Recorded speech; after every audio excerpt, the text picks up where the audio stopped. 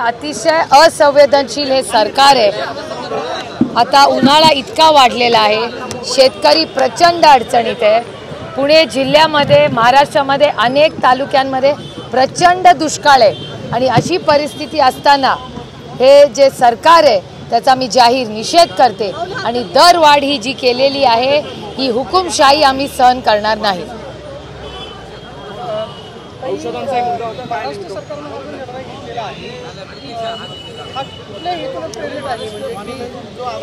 हा प्रश्न त्यांना विचारायला लागेल ना। असंवेदनशीलपणा एवढा उन्हाळा वाढलेला आहे, मुलांच्या परीक्षा, शिक्षण, एंट्रन्स एक्झाम या सगळ्यामध्ये आहे, त्यातून शेतकरी हा प्रचंड अडचणीत आहे।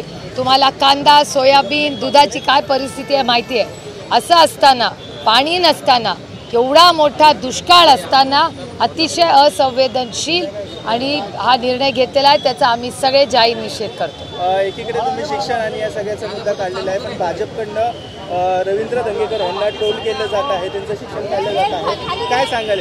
हे अतिशय दुर्दैवी आहे। पण तुम्ही विचार करा, दंगेकरजींच्या विरोधात त्यांना बोलायला काहीच नाहीये, त्याच्यामुळे पातळी सोडून ते असलं बोलतात। तुम्ही आता सांगितलं की आम्ही चौघही गोव्याचे खासदार एका विमानाने दिल्लीला जाणार, कसं नियोजन काय?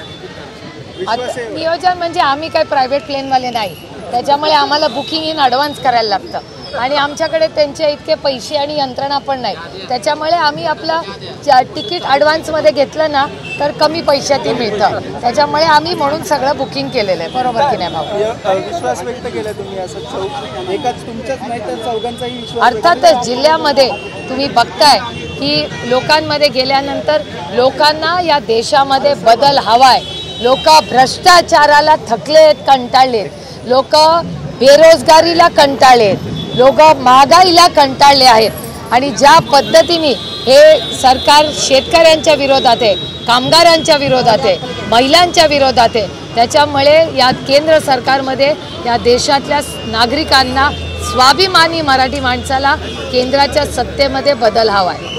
ताई, उद्या इंदापूरमध्ये हर्षवर्धन पाटलांच्या मतदारसंघामध्ये देवेंद्र फडणवीसांची सभा होती, म्हणजे बारामती लोकसभेसाठी देवेंद्र फडणवीस यांनी आतापर्यंत 2 बैठका घेतल्या, हर्षवर्धन पाटलांची मुंबई केली, कार्यकर्त्यांशी सुद्धा ते बोलले, आता ते उद्या सभा घेत आहे, म्हणजे बारामती लोकसभेसाठी प्रत्येकाला गोळा करावा लागते। ही लोकशाही आहे, प्रत्येकाला आपापल्या आघाडीत काय करायचं तो त्यांचा अंतर्गत प्रश्न। ताई, शरद पवार साहेबांचे सावत्र बंधू आहेत काटेवाडीतले, त्यांनी घरावरती पाठी लावलेली आहे, म्हणजे माझं समर्थन हे अजित पवारांना आहे आणि अजित पवार म्हणजे राष्ट्रवादी आहे किंवा पवार कुटुंब म्हणजे अजित पवार, अशा याची पाठी लावलेली आहे, म्हणतात तुम्ही अजित पवारांचा सक्रियपणे प्रचार करता। लोकशाही आहे, प्रत्येकाला अधिकार आहे, तुम्ही लावा कुणाचा पाहिजे त्याला, त्याच्यात काय, लोकशाहीमध्ये प्रत्येकाला अधिकार आहे। काही वंचित बहुजन आघाडीकडून जी उमेदवारी देण्यात आलेली आहे, ज्याची नावं देण्यात आली, त्याचा फटका थेट महाविकास आघाडीला बसण्याची शक्यता आहे, पुण्यामध्ये देखील तो फटका बसू शकतो। जर हे सगळं व्यवस्थित झालं असतं, प्रकाश आंबेडकरांनी समजूत काढली असते तर हा फटका बसला नसता, असं वाटत नाही? मला असं वाटतं हा विषय नॅशनल लेवलला आमचे सगळे नेते बघतात, त्याच्यामुळे त्यांच्याशी बोललं तर जास्ती माहिती मिळेल। आम्ही इथले स्थानिक नेते आहोत आणि आम्ही स्थानिकला आमचे सगळ्यांचे मूळ मुद्दे आघाडी नसून देशाची सेवा आहे।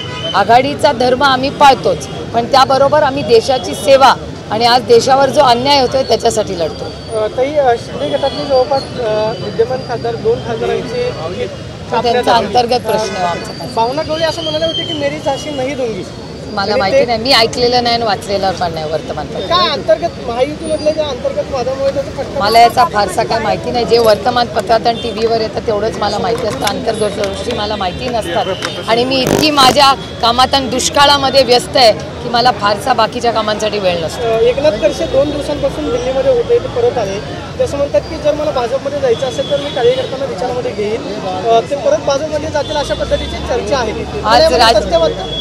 आज राज्यामध्ये माझ्या लोकसभा मतदारसंघाचे पाण्याचा प्रश्न अतिशय गंभीर आहे।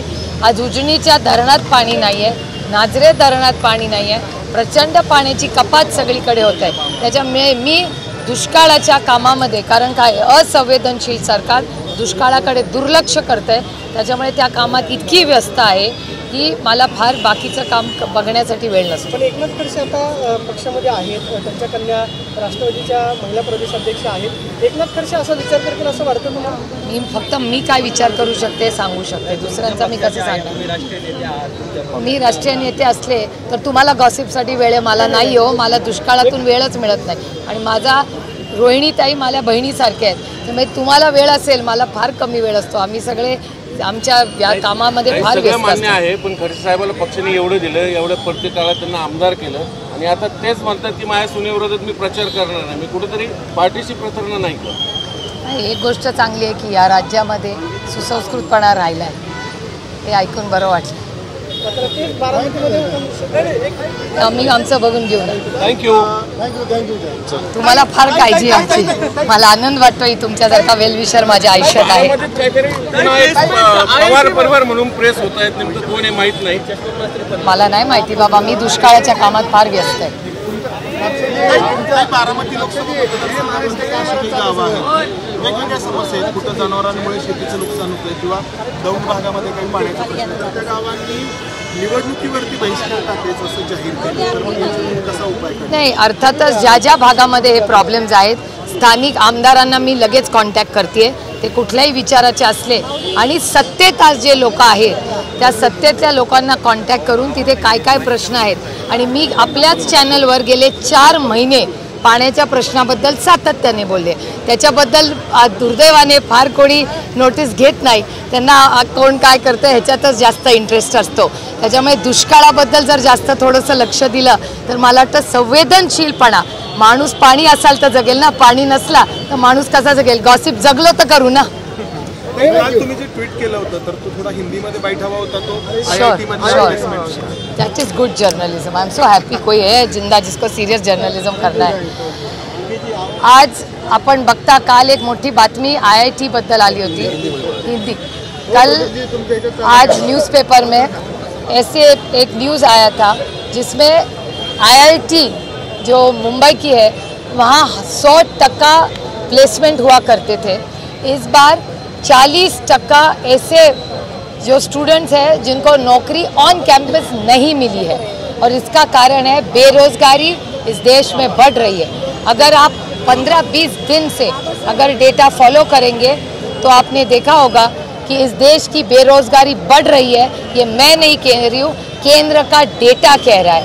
तो आज कोई भी वर्तमान पत्र पढ़े, एडिटोरियल पढ़े या रिपोर्ट पढ़े, उसमें आप देखेंगे कि इस देश में 70 साल में जितनी बेरोज़गारी नहीं हुई उतनी अब हो रही है.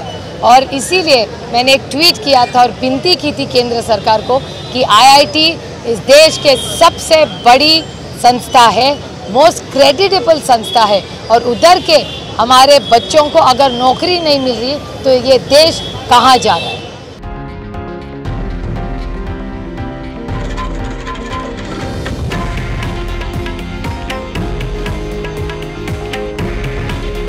हे आहे देशातील नंबर 1 न्यूज नेटवर्क आणि आपण पाहत आहात TV9 मराठी. काळजी तुमची, हित महाराष्ट्राचं.